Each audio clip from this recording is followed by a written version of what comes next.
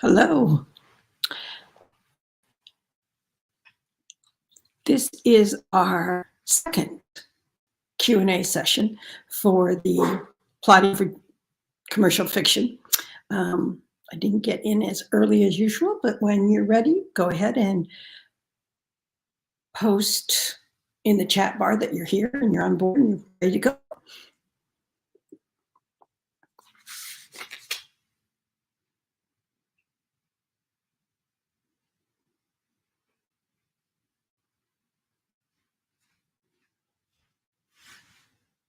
I also want to give kudos to those who have already posted their homework assignments.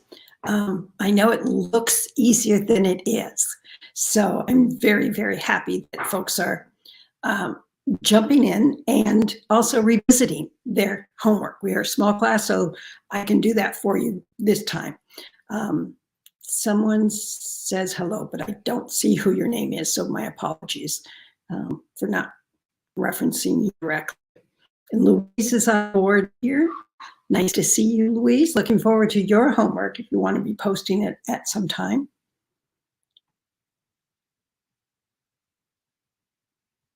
Hey, Brenda, yay. And Bettina, excellent. And Bettina, you stayed up way too late last night posting homework. I want you to go to bed earlier because you can't stay up that late and then get up early. So I'm going to give folks just another minute or two to get in and get comfortable.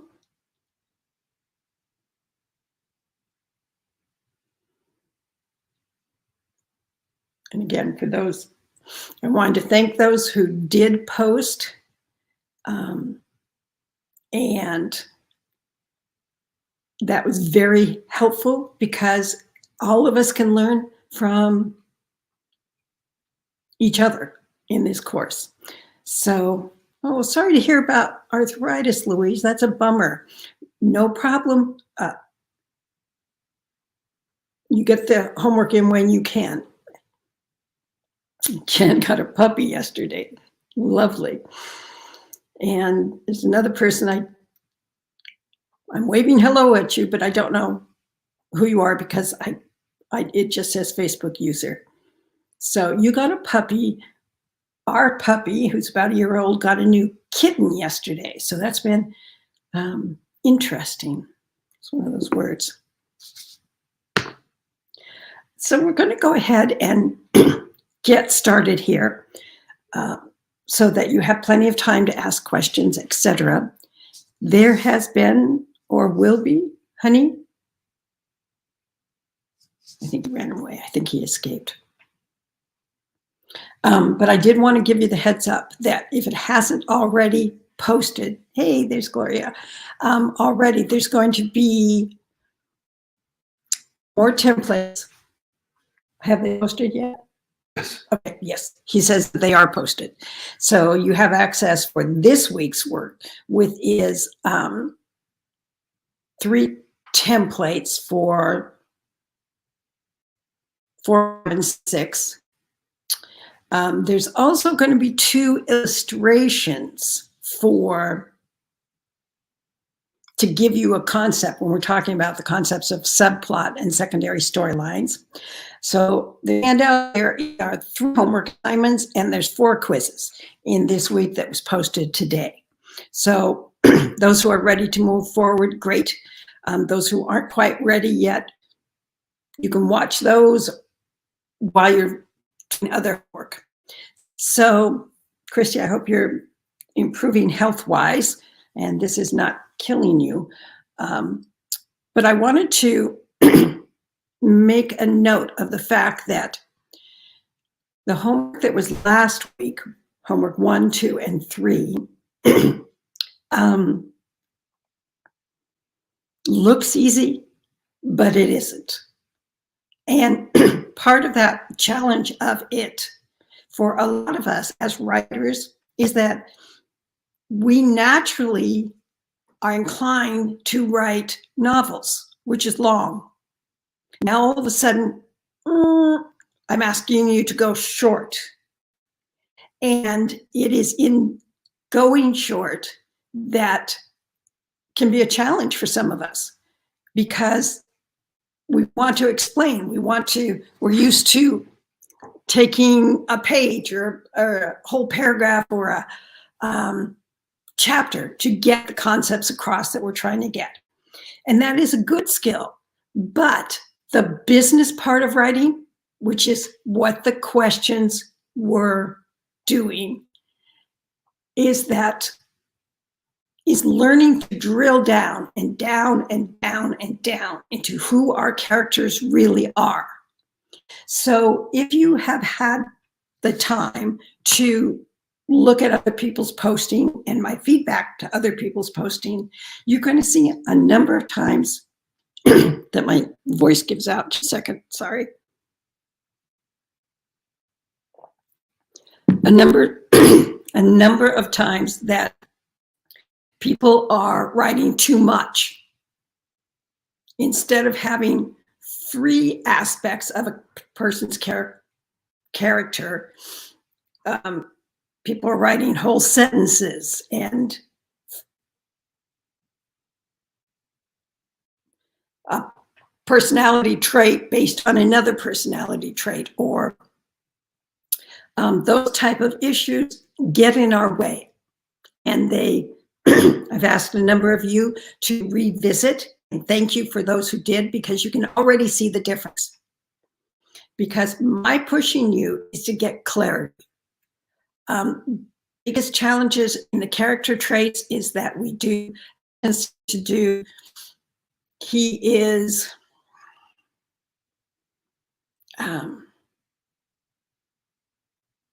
loyal. And then he is also flighty. And it's like, those are not the same trait at all. Being loyal is one trait. And the flip side of that same trait is what happens when loyalty gets in the way. That's what the flip side is. When you have somebody who is loyal to a cause or a person that causes harm and damage, that loyalty becomes a negative trait instead of the positive trait that we normally think. Now, there's a handout that you were given either last Saturday or when you first signed up, but I think it was last Saturday, and it had a whole list of character traits. So it starts with one character trait, and then it gives 2 other definitions, how others could see that. Because it's a lot like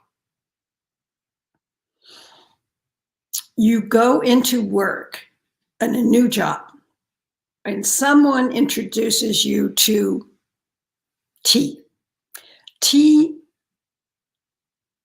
The person who's doing the introductions might whisper in your ear that T is extremely emotional. Now that sounds negative, but from T's point of view, it might be that they feel deeply. The person who does not feel deeply, they're emotional. But it's the same issue, one side, the other side. So that's what we're looking for in that particular, that first exercise. And again, it looks a lot easier than it does to get down and get very clear. The other issue I'm seeing is that individuals are just giving one trait instead of multiple traits. And I think what's happening there is that as writers, we're tending to think of, oh, in this scene or in this chapter or this far into the story, this is what's coming out. But we're trying to create multi-dimensional people, particularly if you write a series, so that it's not the same trait in each book that's being addressed. Now that trait, let's say you have a series and you're planning to write a minimum of 7 books. Well, that trait can be, one major trait could be problematic in the first 3 books. But after your character has started to learn and grow and change, you want to make sure that the reader knows that there's something else about this character too.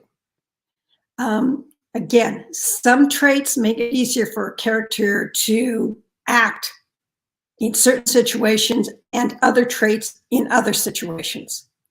The thing with traits too is that when you have an individual and the trait that is their strongest trait, in the wrong situation, like creativity being one.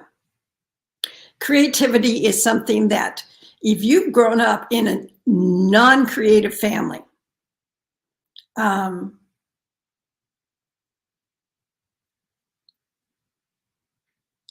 you find a situation where, let's say you have an artist or you have a writer or you have a musician, but they're growing up in a family or an environment that most of the people work in the mine.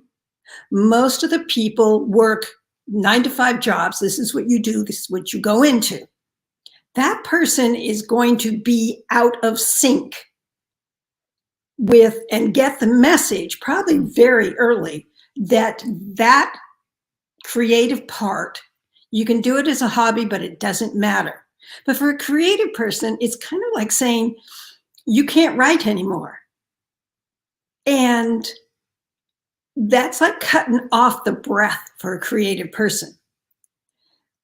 But if that individual goes into a different environment where creativity is encouraged and admired, accepted as the norm, you change their whole world. You haven't changed them, you have changed their perception of who they are. Because now this thing that was, let's say, their family of origin where they grew up, it was a negative, and now it's a positive. It's accepted. Now, the writer won't automatically, or the musician or the artist, easily find that they can accept that gift, particularly if they've, depending on how long they've had a background of not accepting it as a gift. In the town where I live, I absolutely was fascinated. There's a gentleman that I met, and he came out of, we're on the west coast of the US. He came from a family in New York City, and it wasn't just any family, it was a family of magicians. There is a famous magic shop. That was his grandfather and great-grandfather ran the magic shop. Most of his siblings went into magic. I don't know how you go into magic, but they go either into practicing magic or doing shows or incorporating magic, because that was what the family business was. And this gentleman wanted to be an engineer. His family did not get it. Just, it was like poo-pooed him, everything. So finally, what he did was he moved all the way across the country to a community that is ironically, it's a very accepting of every other person in this town does something that you don't expect, such as there's mountain climbers, and there are blacksmiths, and there are so many creative people that you can't swing a cat without smacking one. So in this particular environment, his wanting to be an engineer was boring compared to a lot of the other things that people do for their livelihood. But for him, he could fit in. He was not seen as failing the family, failing the background that he was born into. And that's what we're looking at in this particular assignment. Assignment number 1. Narrow it down. Don't use big sentences to describe. Don't use, because the words get in the way. And what that means is like when we go to make a pitch to an editor and agent, and we start in on our story, and then we get off on all sorts of, and then this could happen and that could happen and this, and we use names of all these characters that mean nothing to them listening, and they're trying to get you down to, okay, what is the story's true conflict? What is getting in the way of this character reaching this goal, or finding love, or solving the mystery, or saving the planet? So there's a lot of, that's what we're doing on the page right now, is getting clear, get a little bit clearer, get a little bit clearer. And that's where it becomes problematic, because as writers, particularly if we're coming from a pantser or a non-plotting, or don't have that bent, that analytical bent in our way to look at things, it can be more challenging. But it's challenging for a reason. And the reason is, whatever this characteristic at the beginning of the story, is that characteristic going to change for the individual, or are people who see this as a negative at the beginning of the story going to start see it as a positive later in the story? So that's why we get clear with this. Homework number 1. The second homework that we were dealing with here was the belief system. And again, what happens when you have 2 or 3 belief systems? The reader doesn't know which one matters the most, which one is going to create obstacles for this individual. It is, if you have a belief that risk is good, and the story has been set up so this person is in a risky type of job, let's say they are in a firefighting or a smoke jumper, or I don't know, one of those people that go out and build on the bridges, and they're basically climbing the bridges and hanging on so that they can paint it. That's a certain personality trait that works for them. Knowing that they are a risk taker and like that, that means that what if they are in an occupation or a situation where the risk is not coming into play, but it is the more humdrum, the more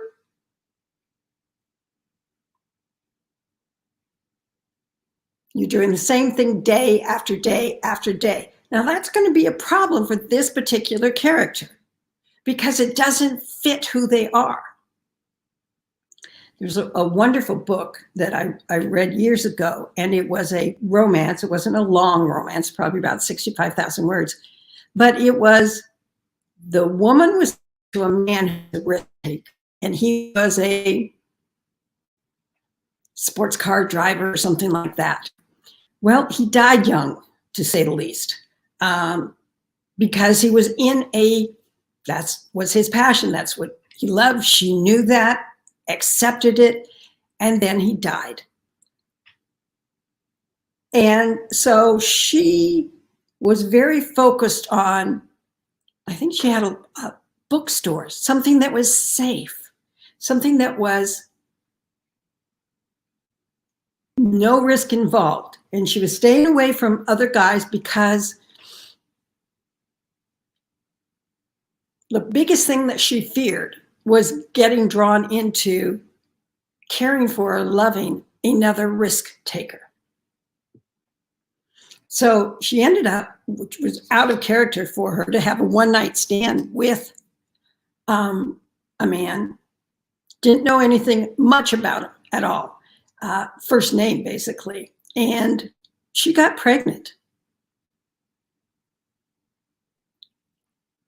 And he wanted to have a relationship with her. But the minute she found out that, I think he was a fighter pilot or experimental flying pilot, something like that, So that was the worst person in the world for her to get together with. She might have been attracted, she might have, and she was pregnant and expecting this child. But this guy was the biggest risk for her to commit to somebody who was such a risk taker. And he was in a field that his expertise and his background and his passion, all this is what he did. So to cut him off for that, to make her feel more secure, meant basically cutting himself off from himself. And so that's why we're looking at what is basically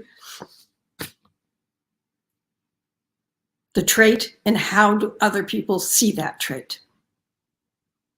Now, I noticed that a couple of you started jumping from homework 1 and homework 2, and you jumped into homework 3. And homework 3 was the external goal. But that homework doesn't matter if you don't know who this person is, what they might be challenged by that. So it's almost jumping too far ahead to just jump into that last assignment of the 3 that were given the first week, because we don't know who they are. We just know what they're going toward. Now, I have an example here, and the person who posted it will know that this is their example. It's not to pick on anyone, but it's so that we get to learn from each other. And this is why I recommend that you look at each other's postings, my feedback to them, and feel free to give your own feedback to them, because that's what we're there to help them get clearer with their story. So here is the homework. Eric wants to travel the world, experience different cultures he can incorporate in his life. Now, number one issue with that right now is, how will the reader know if this is his external goal? How will the reader know when he's reached it? When he takes his first trip, when he takes his 7th trip? This is almost, it's too big for a particular story. Actually, not a goal at all. It's more a character trait. But this individual did not post the character traits, nor did they post the belief system, just jumped right to this homework. So it can be problematic. The second question was about the inciting incident. And in this particular story, when several parts of the planet dies, he is forced to fulfill his destiny to save the planet with his helper. So the external goal had nothing to do with what the inciting incident is asking him to do. So that means that external goal then becomes one of those situations that at the beginning of the story, he may not know what the goal is, but the author. Now, some of you are doing a great job with this, where you have an unreliable character, but it's what you as the author want this character to do. So in this case, the goal is to save the, and then that makes sense given the inciting incident. But as long as they're two different things that have nothing to do, they're not meshing. So that, I think that was something that came up in a couple of people's homework assignment number. But without doing homework 1 and homework 2, homework 3 by and of itself is what can get us into trouble, because we don't really understand who our character is. Gloria says, oh, go ahead, tear mine apart. I'd love it. I have, Gloria. I have given you feedback online up to about midnight last night, so I didn't see anything new. But that's the challenge that you're particularly finding problematic is writing long rather than zeroing in and getting to the heart of who the character is. So when we write a whole sentence about they're like this because of that, and in that first character trait, no, what is the trait? What is who that person is? So I know that Jan did a really good job with that. I mean, she just was very specific. And then from the other character's point of view, you could quickly see how others saw that as problematic. Same trait, but it was just, they didn't think of it in the same way. And Gloria, that's what I was asking from you for your character trait homework. I think that was the one that created some speed bumps for you the most. But again, they're only speed bumps in the sense that it helps me see what might not yet be clear for you. Because when we do these assignments, we think, yes, I understand this character perfectly. And then I ask a question or two, and then all of a sudden it's like, no, this is something over there. The other problem that some folks had was being too vague. And in some ways, this was a vague type of thing. Wants to experience different cultures he can incorporate into his life. What does that mean for the reader? How are they going to know if they've reached that goal? The guy who came from the magic family who wanted to be an engineer, how would you know when he got his goal? Well, probably a degree. And then the degree might have helped him get a particular type of job as an engineer. Those are very clear, specific things that we can see this is what he wanted. In this example that I just read about, the character wants to travel the world and experience different cultures he can incorporate in his life. That is so vague, the reader is not going to know when they've reached the goal or not. Or now, you can say that your character is focused. Okay, that usually means they can do a task or whatever they're dealing with, they can shut out everybody else. But there's some words that are a little bit vaguer, such as they're afraid. Okay, but what does that mean? Afraid of life in general, afraid of spiders, afraid of what? So in those type of situations, I ask you to get a little bit stronger clarity with the homework assignments. Did anybody have questions about the homework that they posted?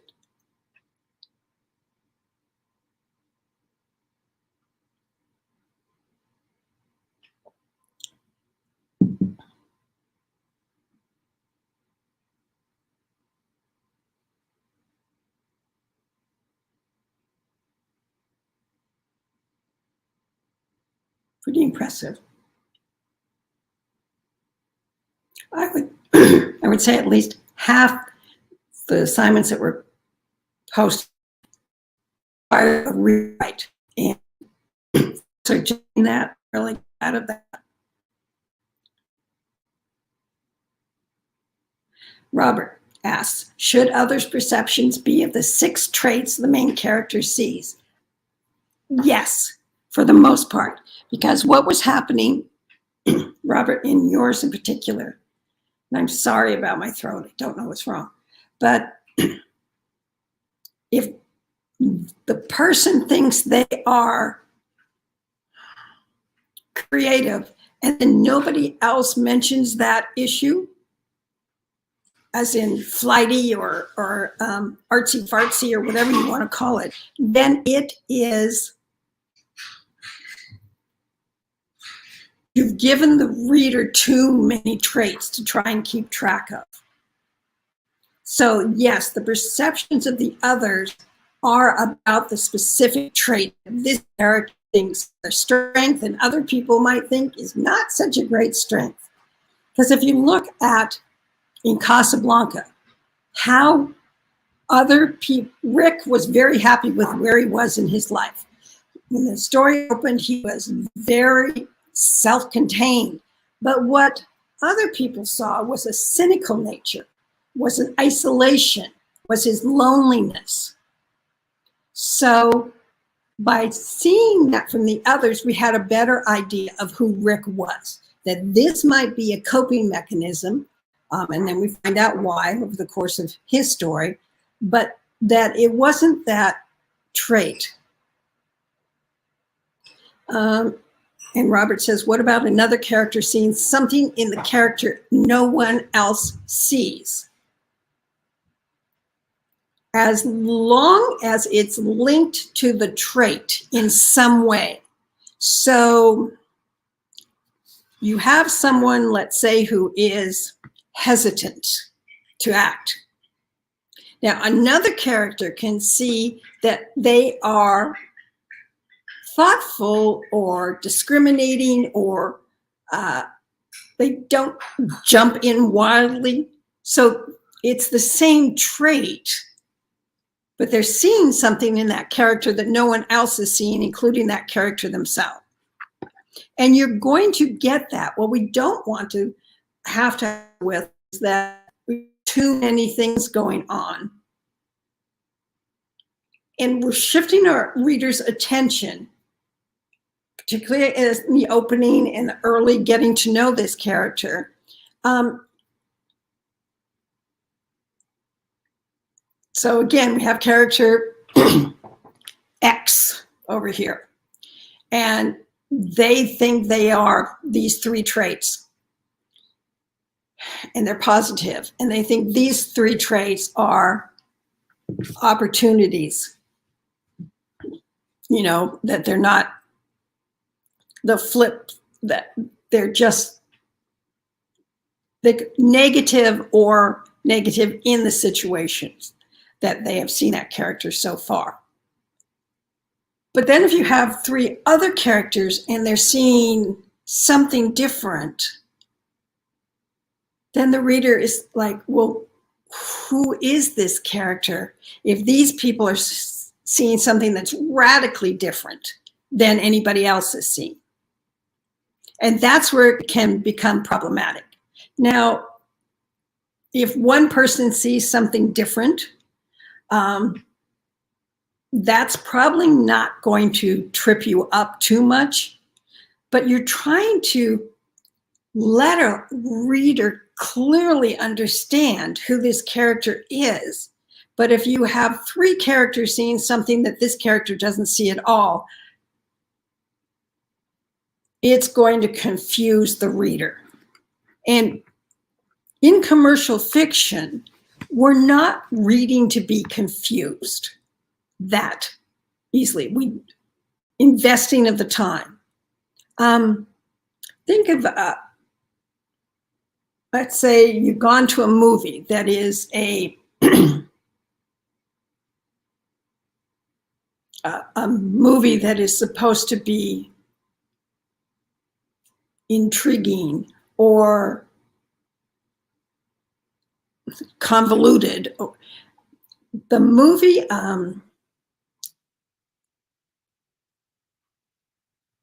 what was the one?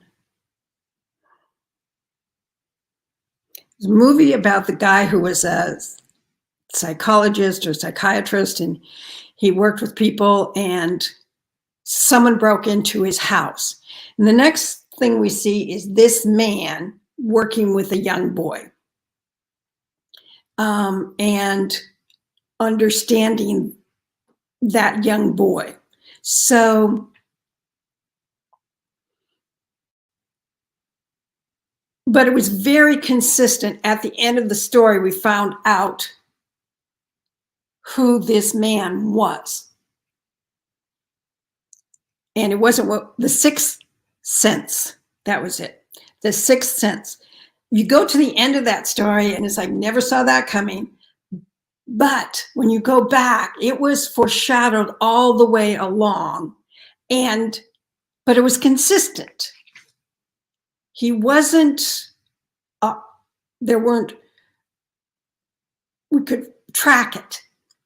There's a writer out of England, and his last name is Ford, F-F-O-R-D-E. And he writes these very twisted, convoluted stories about this futuristic world, and they're time travelers. So you got the past, and you've got people from the past carrying part of their forward, and this and that and that. But it was, as a novel, it was, you had to suspend your willing disbelief a lot to get through the story, because a lot of it seemed to be like commentary. It was very consistent, and you knew right from the beginning what the goal was and what this particular character's issue was, what their personality trait, how it got them into trouble, how it brought them up to this point. I'll have to see if I can find the name of that book. But again, you can do it. But it is simply, you have to be a certain level of consistency there so the reader tracks along. Now, what I shared this morning of the homework where he wants to travel, but his inciting incident is going to be, he is forced to fulfill his destiny. Now, that becomes one of those, there's a disconnect there. You got what he wants is not what he's going to be asked. So the first answer, instead of traveling the world, what you as the author want him to do, save the planet. And it's his personality that he is forced, means there's no choice. That then that becomes episodic writing. That's simply, and then he has to do this and he has to do that. Well, no, it's supposed to be his choice that does these dangerous things. So there must be something in his personality that says, yes, I'm game, or no, I'm not. So let's see. There's a question, and again, I think it might be Christy. I'm not sure. There's two people who are just Facebook users. Can a character be raised, trained to act one way, and others see those traits, but the character herself feels very different than what is expected of her? Yes, that, but it has to come out in her traits somehow. So why did was she a people pleaser? Maybe that's what she thinks is her weakness. Now that people pleasing is what actually makes others see her slightly differently. So there has to be something in that character's personality that if they are a non-risk taker, and others see them as very content and very flexible, that type of thing, it is because they've subjugated their own personality. But the reader needs to understand at some point why everybody's seeing this person as that and not a hint of who they are. So the character themselves might be manipulating perceptions that allow that. But there's got to be something in their character why they're acting. They were trained one way, and there's a part of themselves that they've had to really tighten down on. So if they're a rebel,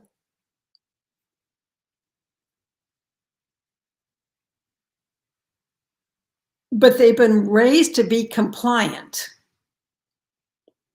then it is unwilling compliance that is a part of their personality that explains why this other part of their personality they will not allow to happen. Okay, Bettina says, so a longtime friend of the character can see the main character is wary because of a past betrayal, where acquaintances might think the main character is aloof or rude because of their caution. There's the word, they're cautious. But another person is going to see that they are wary. Another person is going to see that they are aloof or rude. But it's not a stretch because it's part of who they are. And yes, that wariness is going to be based on a belief system probably created in that past betrayal. So these things link. They're not just like, whoops, here's something I can, oh, and that sounds good over there. No, there is a correlation between these first three assignments that I'm looking for to see how does this lead to that, to this. So yes, Bettina, because that word caution in there, they see themselves as cautious. Others can see that as being wariness. Others can see it as being aloof, or yes, it can be seen as rude.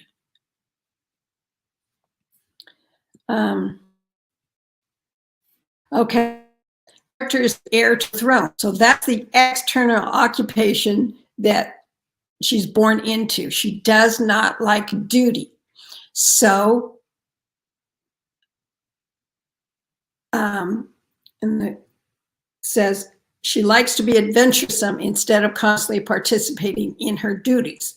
So what you have to do there is, that's her personality. That's the rebel in her. That's the adventurous in her. Because of her occupation, because of her situation and status in life, she can't always indulge in that. So I would think that she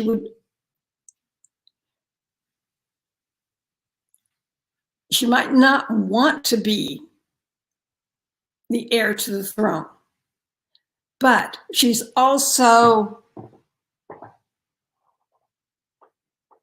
she may rebel early on in small ways. So that's where, but she's going to be slapped down for it. So as an adult now, I'm assuming, how has she come? There's a part of her personality that says, I don't have a choice, that this is my destiny, or she just walks away from it. Because otherwise, by the time she's an adult, she's found ways to rebel. Maybe she has if it's a contemporary sports car, or she doesn't wear the traditional all white clothing. Maybe she, does bright clothes, or she puts her own stamp on it that shows the reader this is who she really is. But then she's also doing this because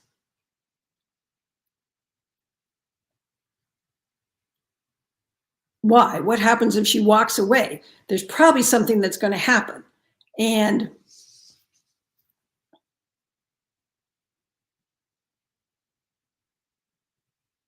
okay, so again, if she leaves Fairy to explore the human world, she's basically,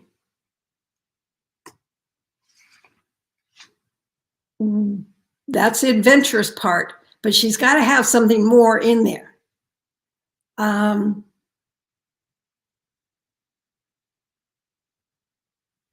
And she will have to be well motivated to leave, because if she's the heir in the world and she's gone, she's basically upended her family, the people around her, everyone that she knows. Now, if she's younger, meaning you can give her motivation.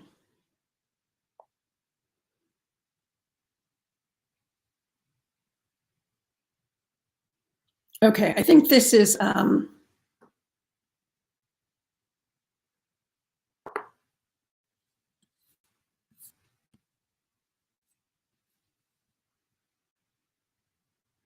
okay, Christy, I think this is your story. So we'll work on your story in the homework assignments. But we also everybody gets that 1 hour to talk to me so that I can understand more, take a class for one story. That's what I want to, the point that I'm trying to make here is getting clear who your character is. Bettina raises some good questions here, and that's what's at the back of my brain with this. Who takes over her duties when she's away? If there was a second cousin twice removed who would love to rule and would be good at it, so her having her adventure over here, she knows in the back of her mind she's not supposed to do it, but it doesn't mean everybody else is going to suffer for it. And that's why in many situations that, all right, I'm thinking of like the Amish community, and they have Rumpelspring, anyway, the tradition of having a time in their young adulthood to go out and be wild and crazy. Find out what that is. Have an adventure before you really make a commitment to this way of life. So in that kind of, there's a way to do it. It just, you don't want to be, her only trait is being this adventurous. So she runs off and she begs everybody and lets them deal with the aftermath. And yes, she got trapped, but in that, so that's, in some ways, it is a Disney movie type of situation. Yes, Rumspringa, yes. But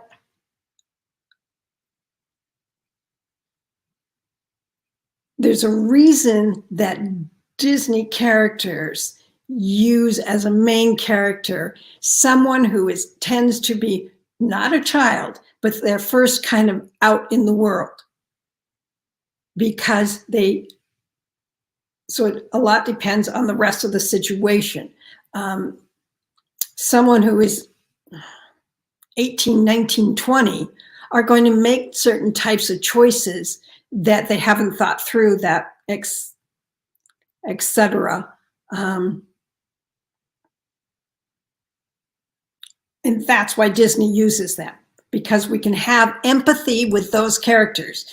Now, if the characters are in their late 20s, 30s, 40s, whatever, we're not going to have as much empathy, because our understanding of the fallout for everyone else is stronger than you are when you're younger and have been kind of protected by that. So we will talk, okay, directly one-on-one about your story, and as soon as you get well.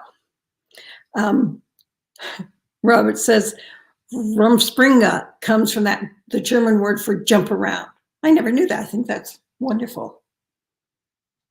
But it serves a very valid point when you are in a situation, a community, an environment that it's going to be very controlled and very, this is what's expected of you, without giving you an escape valve at all. So that's why by depending on the age and other factors there. Now, I wanted to let you know, just a second.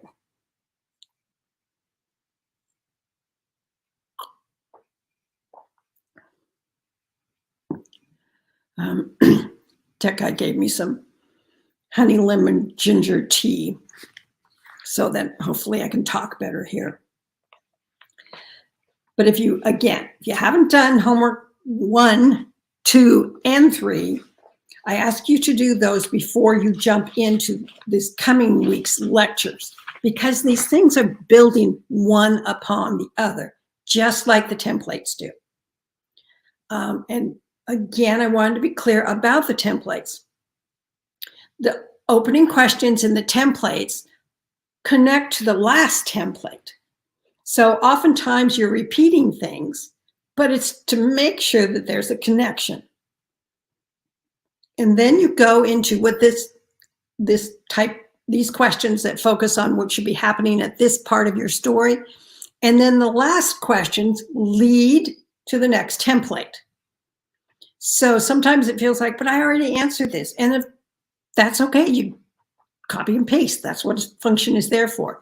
But sometimes when you rewrite, you actually get to learn a little bit more, a little aspect that you didn't think about before. So you have templates 5, 6, and 7, or 4, 5, 6.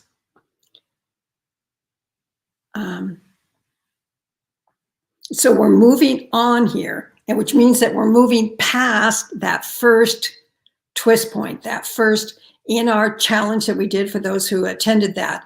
It is that second day that we jump from the opening of the story to the what's going to happen here a quarter of the way into the story.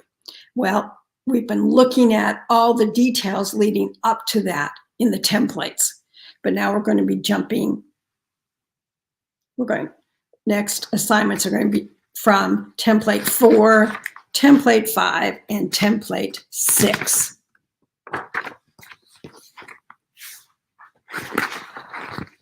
Moving on.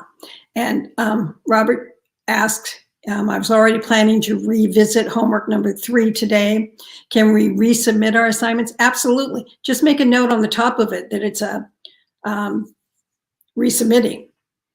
So that way I'm not thinking, wait a second, I thought I already answered this, and then trying to go through to find out if I had or if I hadn't, or if I talked to myself in my head and didn't get to you, which sometimes does happen. But I wanted to, you can definitely resubmit, because everybody gets to learn from those who are ready to submit and share.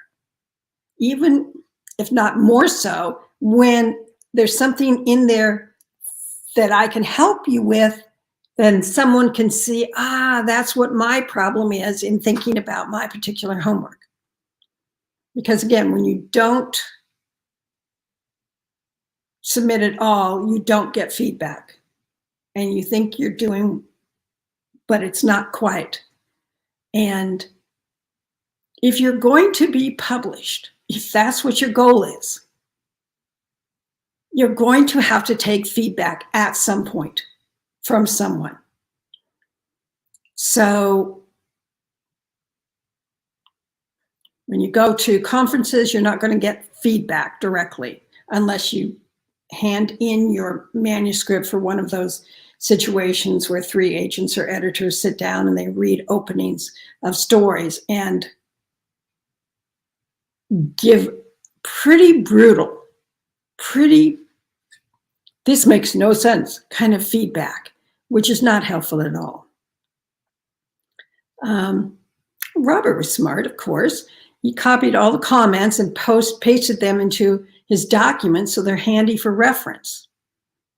And again, that's a brilliant way of taking it one step further.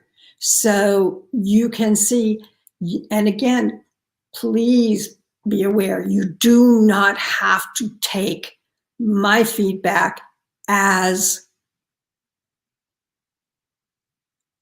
It is something for you to digest. It is something for you to think about or consider. And that's why I try to give you why I'm recommending it. So that then you have a choice, because you know your story better. And you should feel that way with any feedback someone gives to you. What we're trying to avoid is that immediate resistance that we get as writers. No, that's wrong. That's not what I was meaning at all. Instead, giving ourselves some space, taking a deep breath, red wine, chocolate, whatever it can help, a good lager, and then go back and say, okay, what is it that they're seeing here that I'm not seeing? And this is, if you wait until you independently publish your book and you put it out there, readers are going to give you feedback, but they might not give you clarity about what the real issue is. They just say, this made no sense. Well, that doesn't help you, because you don't know what was it that wasn't making sense. So that's why we're looking at one thread at a time, tracking the growth of your character within your specific plot. Is it tracking? Does that guarantee that it's going to be published? No. But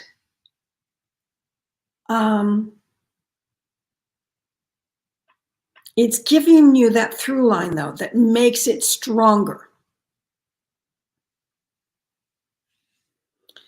Jan says, when getting feedback from editors I've hired, I realize the parts of the story that are in my head haven't all gotten onto the page. That's one of the most common situations, particularly if it's been a number of years that you've been working on a story, that it's real easy to, well, God, that should have been. And then you look and it's like, oops, I forgot to clarify who this was.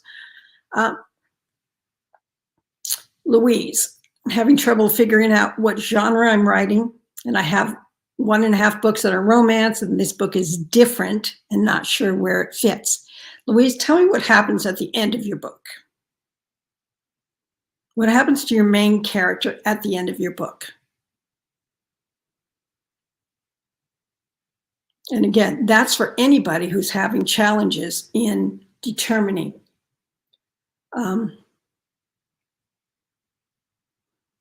Okay, world peace has been established, and the book is about what happened to establish it. Okay, very clearly doesn't sound like it is a romance, with that being the priority. However, in you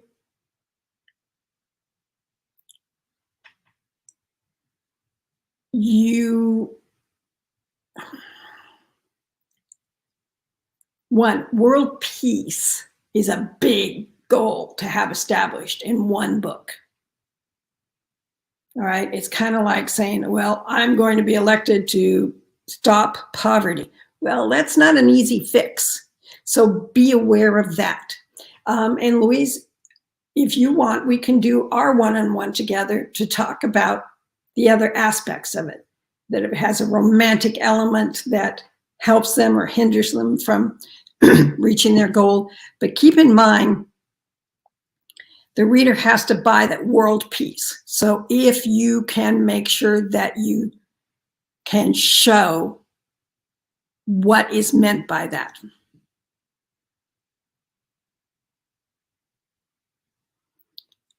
Again, I'm thinking it's Christy. How do you hire someone to give you feedback? It all depends on the type of feedback you want, Christy. And I have an email that I have not yet sent to you, but it's coming. So hold on. And what about the main character? I think that question is asking of Louise.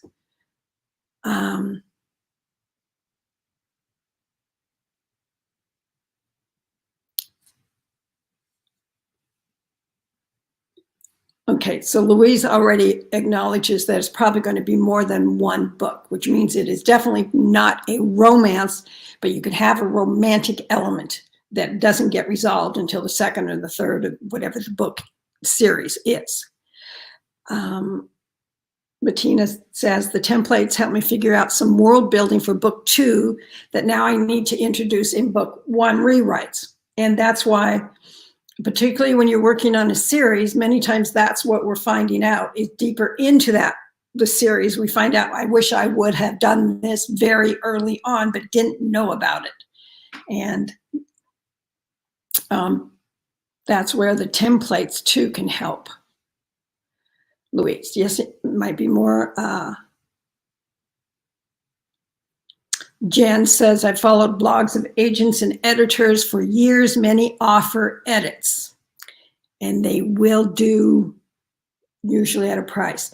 With the downsizing, a lot of editors that were associated with publishing houses now are freelance editors.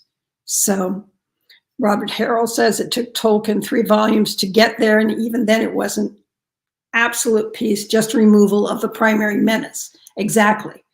And that is, it wasn't absolute peace, but it was the sense that the threat that was disintegrating the worlds and pitting different groups against each other were contained.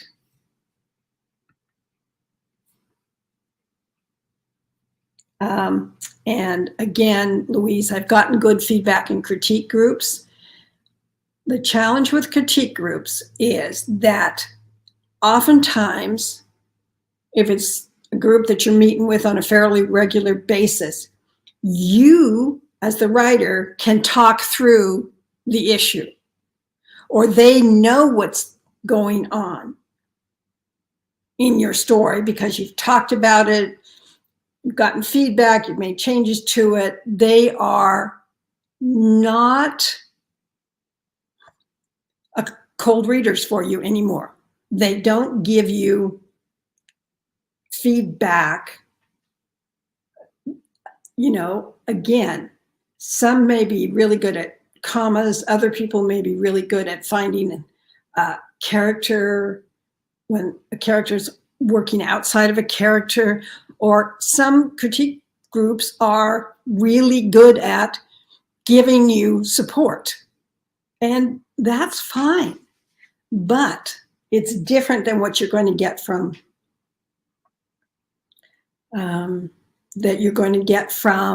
someone who's been trained or has a lot of experience in analyzing books.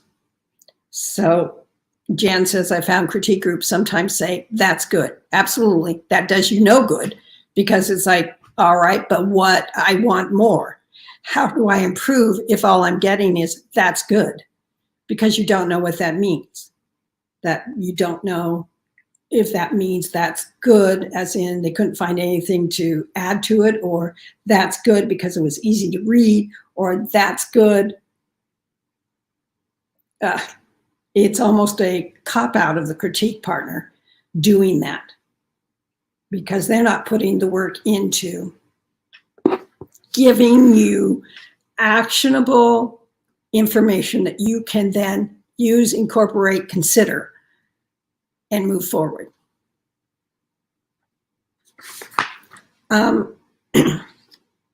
So 3 more homework assignments coming up this week based on the templates you're going to be listening to in the lectures. And again, if you don't understand what I'm asking, go back to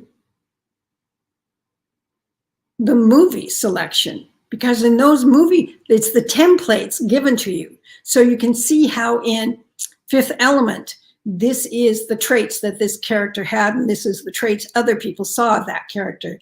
In the movie Willow, this is the traits, this is how other people saw. Jason Bourne, this is the trait, this is what other people saw. So the answers are there for different types of genres. So that those are given to you not because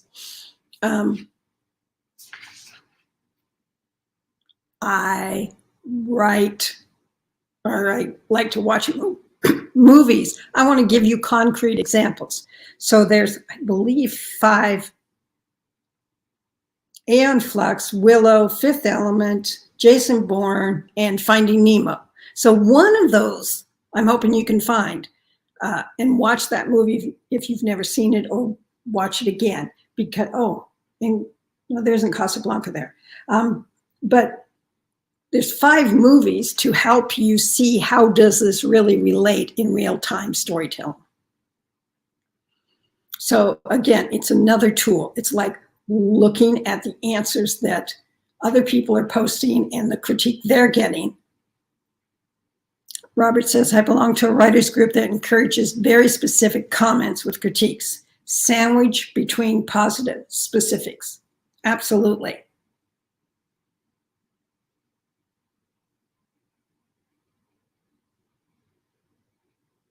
Any other questions coming up here that might help you?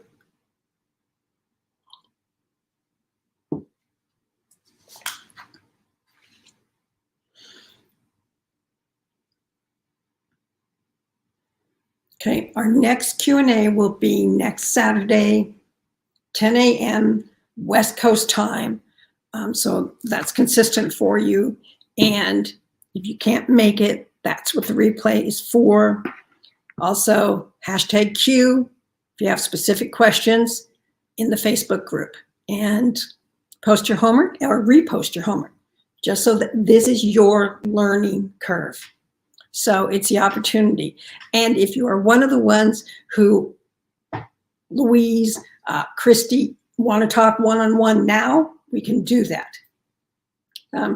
Just email me directly at mary@marybuckham.com, and we will find a time to connect this week so we can move you past being stuck.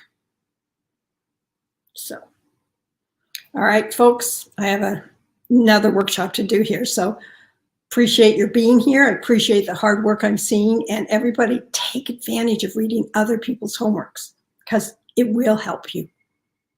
So I'll see you again in a week. Take care.